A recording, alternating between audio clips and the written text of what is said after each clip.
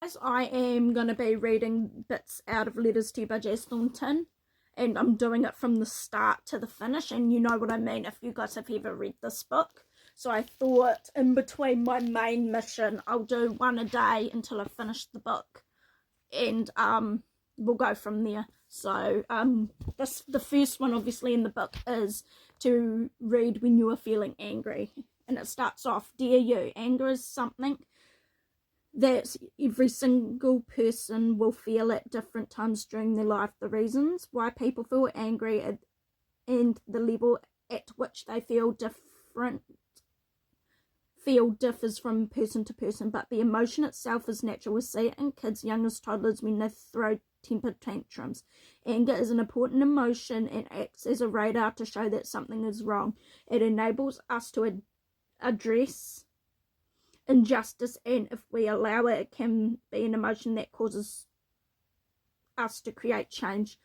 There has been many different experiences in my own life that have made me feel angry, and at times I didn't know how to regulate the intensity of my anger. I am by no means a professional, but what I have come to understand is that there are times when anger is absolutely appropriate and other times when you may not even know why you feel angry, or when your anger is seemingly misplaced. For example, I get angry when I see injustice in the world.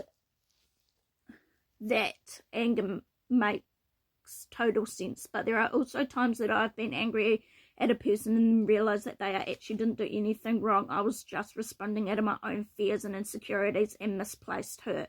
Often it's not really about the emotion itself, but what we choose to do with it and how we choose to handle it.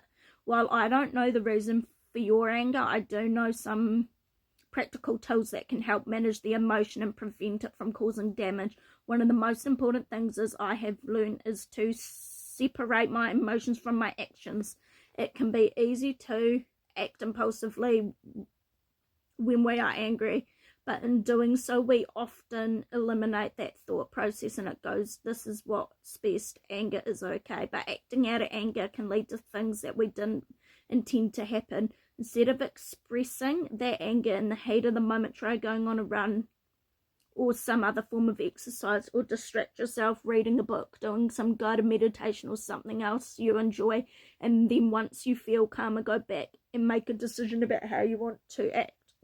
Taking a step back in this way creates a bit of a buffer that can help us respond from more of a rational mind than impulsive one. It is also really important to try to talk to someone about what made you feel this way. If you can, talking helps unassemble what's going on in your mind, and having the space to talk and express yourself and help de-escalate your own emotions. Make sure it's someone that you feel safe with. When you can, feel free to let it all out with maybe a friend, family member, counsellor, or even helpline. When we don't talk about what's bothering us and our mind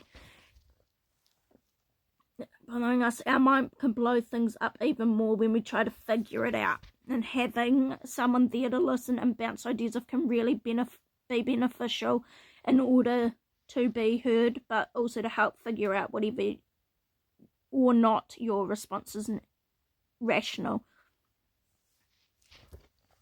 If you are someone who experiences more long-term, deeper anger issues, then we encourage you to try to seek out help from a professional.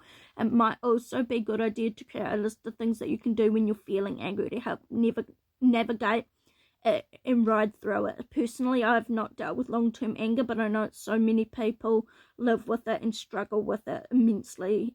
To you, I say that you are not alone, and your identity is not in your anger. I have seen a lot of people feel really down and get angry at themselves because they know that they struggle with this and find it hard to stop. Please know that there will be reasons that you respond and feel this way.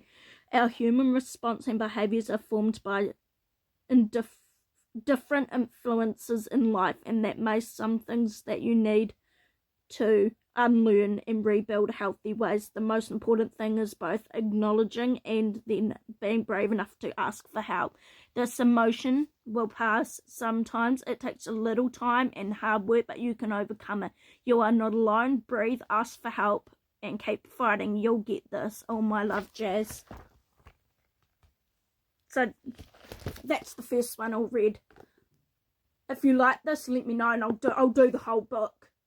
And just letting you guys know, I suffer with dyslexia, so you'll notice throughout I do stumble with my words and have to go back. But I've tried my best. But Letters to You by Jazz Thornton. Recommend getting it.